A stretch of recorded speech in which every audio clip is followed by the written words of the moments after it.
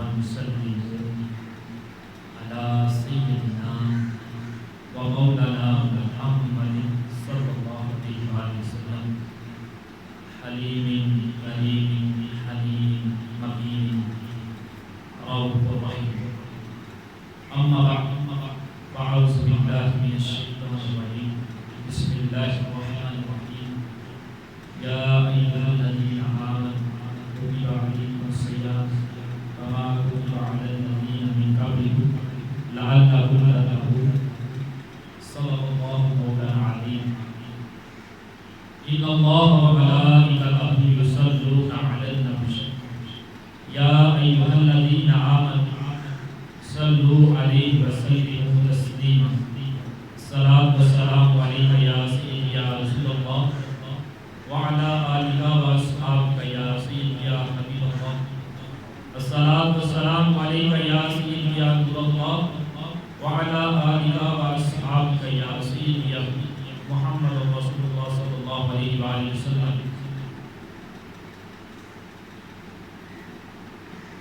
اس رب ذوالجلال کا، اس باری تعالیٰ کا کروڑہ مرتبہ شکر، انگت اور لاکھ لاکھ مرتبہ شکر کہ جس نے ایک مرتبہ پھر ہماری زندگی میں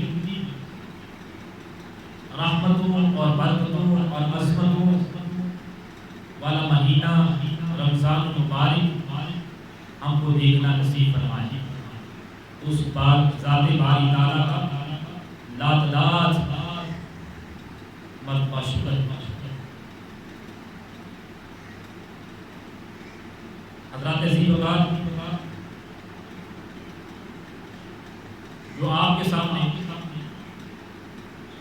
قرآن آیت تلاوت کی، اس میں اللہ تبارک و تعالی روزوں کی فرضیت کا ذکر فرما رہا، روزوں کے فرض ہونے کا تذکرہ کر رہا ہے اور کہہ رہا ہے یا ایھا الذین آمنوا کتب علیکم الصیام کما کتب علی الذین من قبلکم لعلکم تتقون.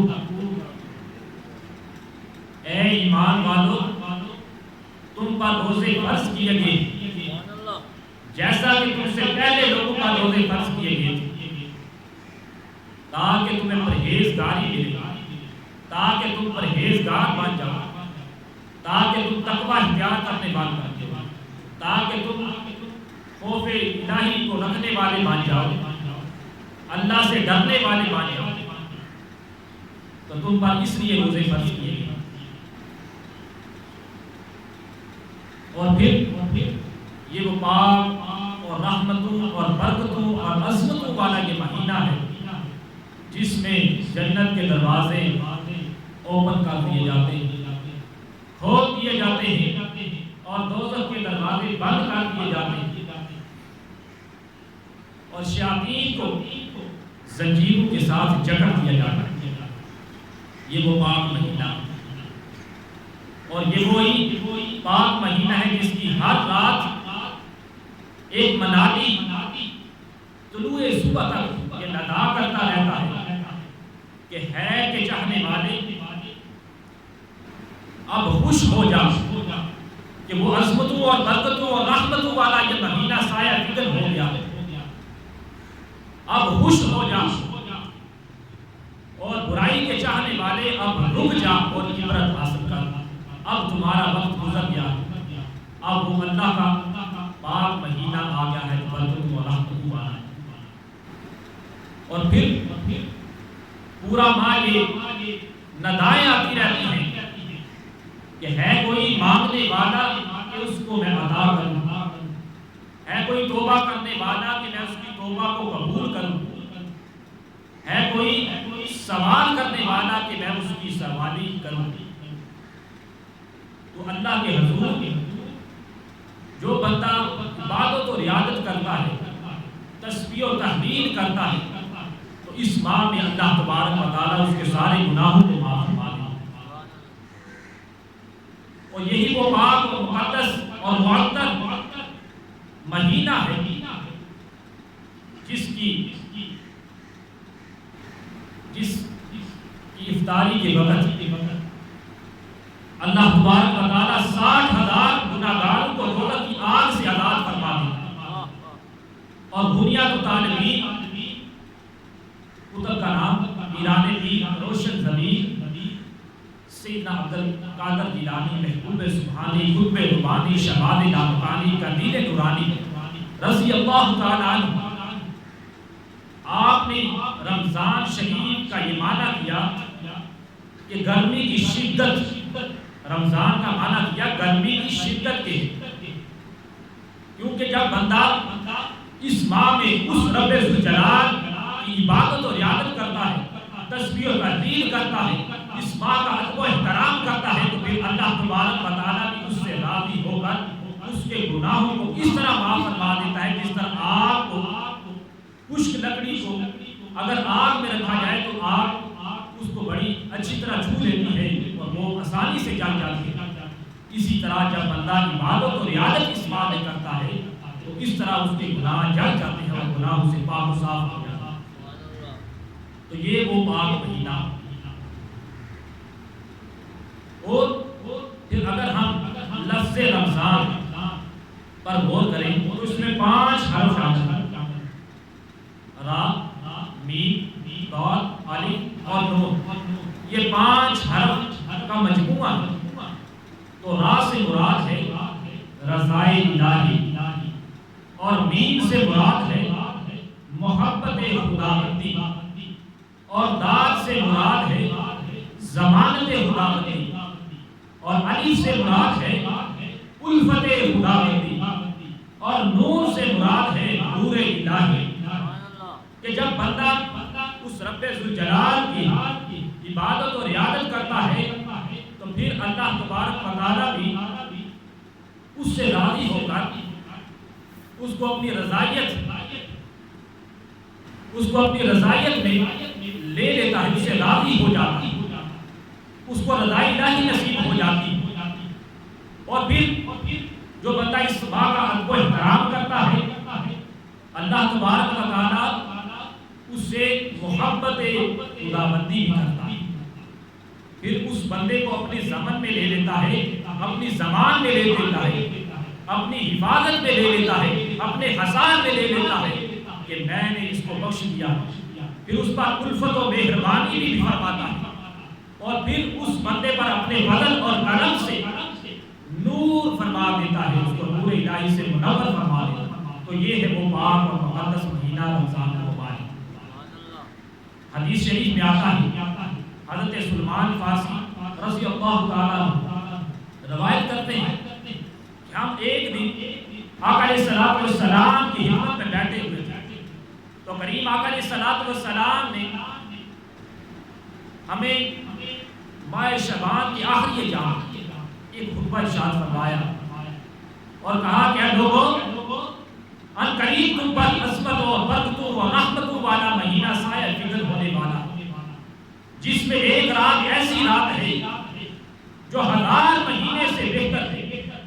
وَجَعَلَ اللَّهُ صِيَامَهُ فَرِيضَةً، اور وہ ایسا مہینہ ہے جس کے روزے اللہ تبارک و تعالیٰ نے تم پر فرض کیے، اور اس ماہ میں قیام کو تمہارے لیے نفل بنایا، یعنی جو اس ماہ میں قیام کرے گا، کوئی نفلی نیکی کرے گا، تو اللہ تبارک و تعالیٰ کے حضور وہ بندہ ایسا ہوگا کہ اس نے کسی دوسرے ماہ میں ایک فرض ادا کیا تھا۔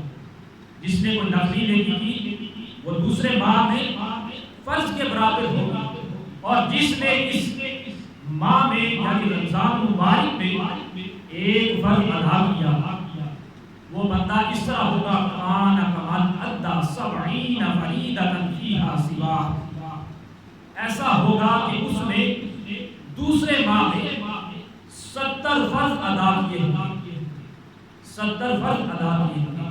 ایک نیکی کی ملے 70 نیکیاں، ایک نیکی کی ملے 70 نیکیاں، اس عبادت کا بڑا اجر ہے۔ روزہ داروں کی رمضان میں قسمتیں بے شمار بے گمان اوج پر آ گئی۔ تو اس ماہ میں جو بندہ نفلی نیکی کرے فرض کے برابر، اور جو فرض ادا کرے وہ 70 فرض کے برابر اس کے نامہ اعمال میں نیکیاں لکھ دی جاتی ہیں۔ اور پھر یہ مہینہ وَهُوَ شَهْرُ الصَّبْرِ، صبر کا مہینہ ہے، اور صبر کا پھل بھی میٹھا ہوتا ہے، اور صبر کا اجر بھی جنت ہوتا ہے۔ جو بندہ اس ماہ میں کسی شخص کی افطاری کراتا ہے تو وہ گناہوں سے آزاد ہو جاتا ہے، اس کے گناہوں کی مغفرت ہو جاتی ہے، اس کی گردن کو دوزخ کی آگ سے آزاد فرما دیا جاتا ہے، اس کو روزہ دار کے برابر ثواب ملتا ہے۔ صحابہ کرام نے عرض کیا کہ یا رسول اللہ صلی اللہ علیہ وآلہ وسلم، ہم میں ہر شخص اتنی استطاعت نہیں رکھتا، اتنی جرأت نہیں رکھتا، اتنی ہمت اور طاقت نہیں رکھتا کہ کسی دوسرے شخص کا روزہ افطار کرا سکے۔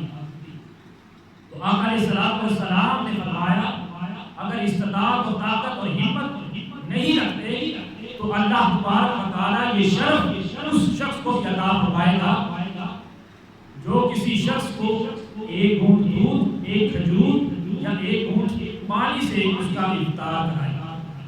تو اگر کوئی شخص کسی دوسرے شخص کو پیٹ بھر کر کھانا کھلائے، وہ شخص ایسا ہوگا کل قیامت کے دن اللہ تبارک و تعالیٰ اس کو میرے حوض سے پانی پلائے گا اور وہ پیاسا نہ ہوگا حتیٰ کہ جنت میں چلا جائے گا۔ پھر آپ صلی اللہ علیہ وآلہ وسلم نے فرمایا یہ رمضان مبارک کا یہ مہینہ ایسا مہینہ ہے جس کا پہلا عشرہ، پہلے 10 روزے رحمت کے ہیں، اور دوسرے 11 سے لے کر 20 تک جو عشرہ ہے یہ مغفرت کا ہے، اور تیسرا 21 سے لے کر 30 تک یہ گناہوں سے جہنم سے آزادی کا عشرہ۔ پھر آقا علیہ الصلوۃ والسلام نے ارشاد فرمایا کہ جس شخص نے اس ماہ میں رمضان مبارک میں اپنے متحد سے، اپنے غلام سے کام میں تخفیف کی، کام کم دیا اور اجرت زیادہ دی، غفر اللہ لہ واعتقہ من النار، وہ ایسا شخص ہوگا کہ اس کے سارے گناہ اللہ نے بخش دیے ہوں گے، اس کو دوزخ کی آگ سے آزاد کر دیا۔ تو یہ مہینہ صبر کا مہینہ ہے، اور اس میں جتنی بھی ہم نفلی عبادات کریں گے، نماز تراویح یہ سنت ہے اور نفلی عبادت ہے، ہم 20 رکعت نماز تراویح ادا کرتے ہیں تو ہمیں 20 فرضوں کا ثواب ملے گا۔ تو جتنی آپ عبادت کریں گے، نفل کا ثواب فرض کے برابر اور فرض کا ثواب 70 فرضوں کے برابر کی ثواب میں لکھ دیا جاتا ہے۔ تو حضرات اکرامی اسی طرح آقا علیہ الصلوۃ والسلام نے فرمایا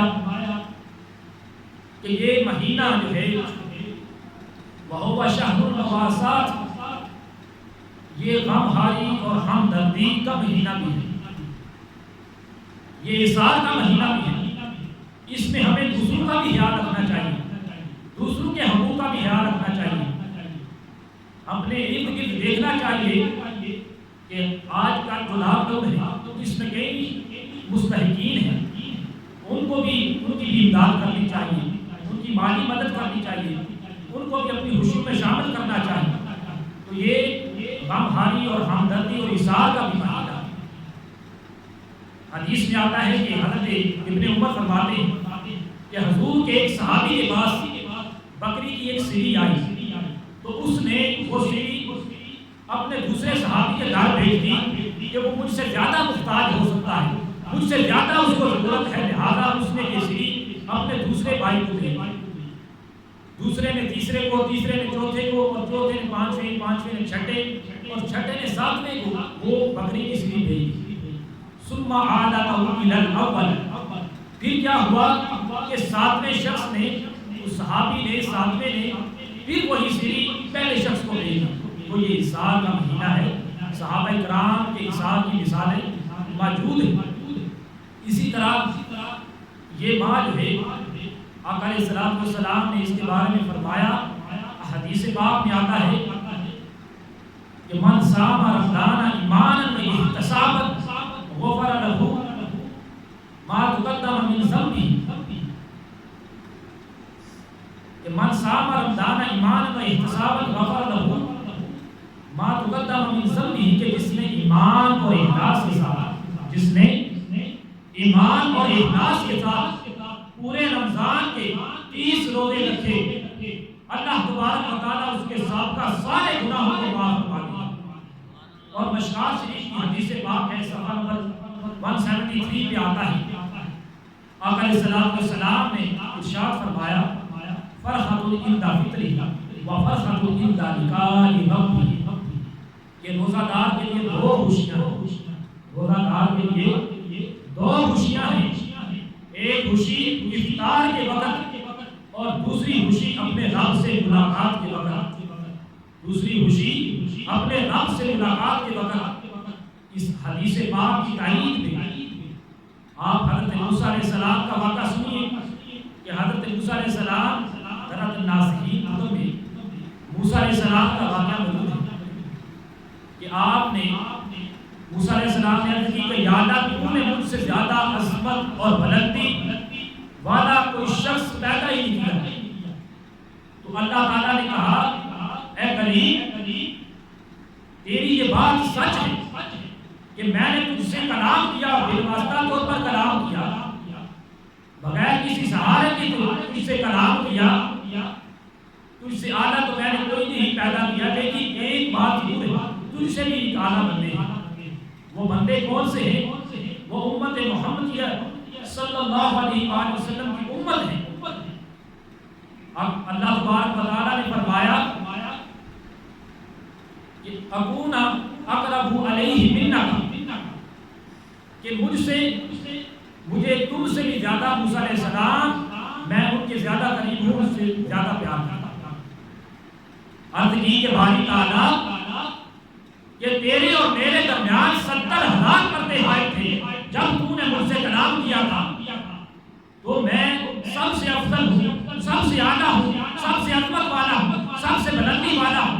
پھر یہ امت محمدیہ کی شان یہ کیسے؟ فرمایا اس وجہ سے فَإِذَا صَامَتْ أُمَّةُ مُحَمَّدٍ صلی اللہ علیہ وآلہ وسلم، کہ جب امت محمدیہ کو کوئی شخص روزہ رکھے گا اور جب افطاری کے ٹائم سے پہلے ان کے رنگ پیلے پڑ جائیں گے، ان کے رنگ وقت ہو جائیں گے، تو میں کیا کروں گا؟ وَأَرْفَعُ تِلْكَ الْعُجْبَ وَقْتِ الْإِفْطَارِ، میں کیا کروں گا؟ میں ان کے درمیان جو 70,000 پردے حائل ہیں ان کو اٹھا لوں گا اور ان سے ملاقات کروں گا۔ تو روزہ دار کے لیے دو خوشیاں ہیں، ایک خوشی افطار کے وقت اور دوسری اپنے رب سے ملاقات کے وقت۔ اسی طرح حضرات محترم یہ مہینہ برکتوں اور رحمتوں اور عظمتوں والا ہے۔ اس مہینے میں ہمیں عمدن آقا علیہ السلام آپ کے فرامین پر عمل کرنا، اللہ کی عبادت اور عیادت کرنا، یہ اپنا شیوا بنانا چاہیے، اور ہمارا یہ معمول ہونا چاہیے کہ آج لاک ڈاؤن ہے اور لاک ڈاؤن کی وجہ سے تمام احباب گھروں پر موجود ہیں، اور یہ پاک اور مقدس مہینہ اور عظمتوں والا مہینہ بھی سایہ فگن ہو گیا ہے۔ تو اب کیا کریں؟ ہماری روٹین کیا ہونی چاہیے؟ روزانہ کا ہمارا یہ معمول ہونا چاہیے کہ ہم ایک پارہ 30 روزے ہیں، ایک پارہ قرآن مجید کا روزانہ تلاوت کیا جائے۔ اس سے کیا ہوگا؟ آپ کے گھر میں برکت ہوگی، آپ کی مشکلیں آسان ہو جائیں گی، آپ کے کاروبار میں برکت ہو جائے گی، وبائی امراض دور ہو جائیں گے، اور دوسرا یہ فائدہ ہوگا کہ آپ کی روٹین بھی بن جائے گی، آپ کی ریویژن ہو جائے گی قرآن مجید کی، آپ کی برائی ہو جائے گی۔ یہ قرآن مجید کی جو اولاد ہیں، جو آپ غلطیاں نکلتی ہیں ان کو بھی درست کر دیں گے، تو یہ فائدہ ہوگا۔ اور دوسری آپ سے گزارش یہ کہ آپ اس ماہ رمضان مبارک میں کم از کم ایک رکوع آپ ترجمہ اور تفسیر کے ساتھ پڑھیں۔ اگر آپ کو کوئی دقت، کوئی مسئلہ کوئی پیش آئے، آپ علماء دین سے رہنمائی حاصل کریں۔ اور تیسری آپ سے گزارش یہ کہ آپ اس ماہ میں قرآن بھی پڑھیں اور اس ماہ کا ادب و احترام بھی کریں، اور رکوع بھی ساتھ پڑھیں اور ترجمہ تفسیر کے ساتھ پڑھیں۔ اور اس ماہ کا ادب و احترام کرنا یہ ہم پر لازم ہے۔ روزہ ہم اللہ تبارک و تعالیٰ کے لیے رکھتے ہیں، اور ہمیں یہ نہیں کہنا چاہیے، دوسروں کو ہم بتاتے پھرتے ہیں کہ یہ بات بڑی غلط ہے کہ یہ ہمیں روزہ جناب بہت لگا ہوا ہے۔ اگر پوچھنے والا اس سے پوچھے کہ روزہ تو اللہ کے لیے رکھتا ہے اور بتاتا تو لوگوں کو ملتا ہے کہ یارا مجھے روزہ بہت لگا، تو خالصتاً اللہ کی رضا کے لیے، اللہ کی رضا کے لیے، اللہ کو راضی کرنے کے لیے اس کی تسبیح و تحلیل اس ماہ میں کرے، اس ماہ میں عبادت و رعایت کرے، اس ماہ میں جتنا ہو سکے کثرت کے ساتھ درود پاک پڑھے، کثرت کے ساتھ ذکر و اذکار کرے، کثرت کے ساتھ نوافل پڑھے۔